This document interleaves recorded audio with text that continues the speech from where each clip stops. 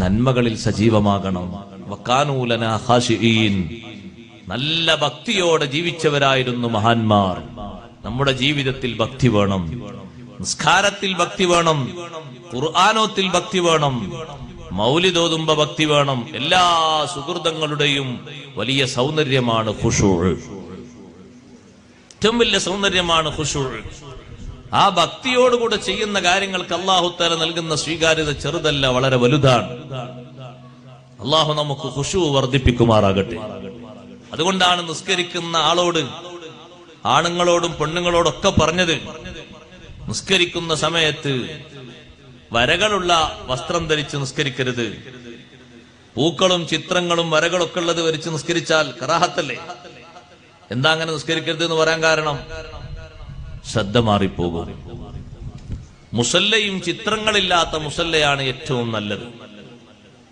അതാ നല്ലത്. അത് കാർപ്പറ്റ് ആണെങ്കിലും നല്ലത് തന്നെ, ചിത്രങ്ങളൊന്നും ഇല്ലാത്ത കാർപ്പറ്റ്. പള്ളിയുടെ ഉൾഭാഗങ്ങളിൽ എഴുത്തുകുത്തുകൾ, ഖിബലയുടെ ഭാഗത്തൊന്നും എഴുത്തുകുത്തുകൾ വരാൻ പാടില്ല. അതും പണ്ഡിതന്മാര് പഠിപ്പിച്ചു, കറാഹത്താണ്. ചില ആളുകൾ പള്ളിന്റെ ഉള്ളിൽ അസ്മാഉൽ ഹുസ്ന മൊത്തം അങ്ങോട്ട് എഴുതി വെക്കും. 4 റക്അത്ത് ദീനിനടക്ക് നിസ്കരിക്കുന്ന ആള് സുബ്ഹാനല്ലാഹി സുബ്ഹാനൽ മലിക്കുൽ ഖുദ്ദൂസ് സലാമുൽ മുഅ്മിനുൽ മുഹൈമിൻ ഒക്കെ വായിച്ചു തീരും. അയാളെ നാവുകൊണ്ട് ഫാത്തിഹയും ഇഖ്ലാസും ഒക്കെ ഓതി തസ്ബീഹ് ചെല്ലുന്നുണ്ടാവും, ഖൽബിൽ ഇത് വായനയായിരിക്കും. ശ്രദ്ധ പോകണ്ടെന്ന് കരുതിയിട്ടാണ് അങ്ങനെ എഴുതണ്ടെന്ന് പറഞ്ഞു. അപ്പുറത്തപ്പുറത്തോ സൗകര്യപൂർവ്വം ആളുകൾക്ക് വായിക്കണമെങ്കിൽ എഴുതിച്ചോട്ടെ, കേക്കോട്ടും മറ്റും തിരിഞ്ഞു നിസ്കരിക്കൂലല്ലോ. ഇത് നേരെ മുന്നിൽ തന്നെ എന്തൊരു എഴുത്താണ്, ആയത്തും മറ്റതൊക്കെ. അത് വളച്ചിട്ടും ചിരിച്ചിട്ടും എഴുതിയാല് തിരിയാത്ത ആള് ചിലപ്പോ ആള് തിരിഞ്ഞു നോക്കുന്നുണ്ടാവും, എന്താണ് ഇപ്പൊ അത്. അത് ചെരിച്ചാണ് എഴുതിയത്, അതോട് നേർക്ക് നോക്കിയിട്ട് അക്ഷരം തിരിയുന്നില്ല, ചെരിച്ചല്ലേ എഴുതിയത്. അപ്പൊ ചെരിഞ്ഞു നോക്കട്ടെ എന്ന് ചിലപ്പോ ഇങ്ങനെ നോക്കുന്നുണ്ടാവും. സുബ്ഹാനല്ലാഹ്, അങ്ങനെ ഇങ്ങനെയൊക്കെ തിരിഞ്ഞു നോക്കുമ്പോഴേക്ക് നിസ്കാരം എവിടെ എത്തിപ്പോയി. പഴയ കാലത്തെ പള്ളികളിലൊന്നും അങ്ങനത്തെ എത്തുകുത്ത് കാണൂല, കാണൂല. ഒരു ജനൽമോൽ പോലും ഒരു കമ്പിയിൽ ഇങ്ങനെ വളച്ചു വെച്ചിട്ട് അള്ളാഹു എന്നുള്ളതും അപ്പുറത്തുള്ള ഒരു മുഹമ്മദ് എന്നും സല്ലല്ലാഹു അലൈഹി വസല്ലം ഏതണോ ഏതെന്ന് നോക്കുമ്പോ തന്നെ പഴമക്കാര് പറയും, അത് അവിടെ കൊടുക്കണ്ട, സൈഡിലൊക്കെ നിന്നോട്ടെ, ഒരു ബഹുമാനത്തിന്. മുന്നിൽ ആളുകൾ കൈയ്യട്ടി നിസ്കരിക്കുന്ന സ്ഥലം. ഇന്ന് എന്തെല്ലാമാണ് മുന്നിൽ.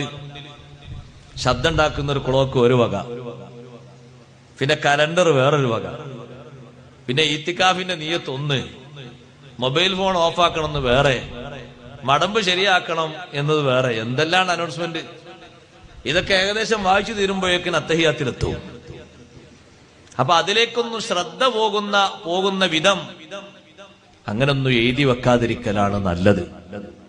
നിസ്കരിക്കുന്ന ആള് വെള്ള വസ്ത്രം ധരിച്ച് നിസ്കരിക്കണം. നിസ്കാര കുപ്പായം കണ്ടില്ലേ നിങ്ങൾ? ഏതാ അതിന്റെ കളർ കൂടുതൽ? വെള്ളല്ലേ. നമ്മൾ സാധാരണ കടയിൽ നിന്നൊക്കെ നിസ്കാര കുപ്പായം വാങ്ങുന്നൊക്കെ വെള്ളല്ലേ. എന്താ വേറെ കളർ കൊണ്ടൊന്നും അടിച്ച നിസ്കാര കുപ്പായം ആകത്തോണ്ടാ?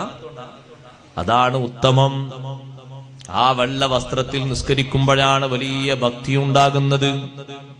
അതുകൊണ്ടല്ലേ ഉമ്മമാര് വെള്ള വസ്ത്രത്തിൽ നല്ല മക്കനയും മുടിയൊന്നും കാണാത്ത രീതിയിൽ, കാലൊന്നും കാണാത്ത രീതിയിലുള്ള നല്ല മറവോടെയുള്ള നിസ്കാര കുപ്പായത്തിൽ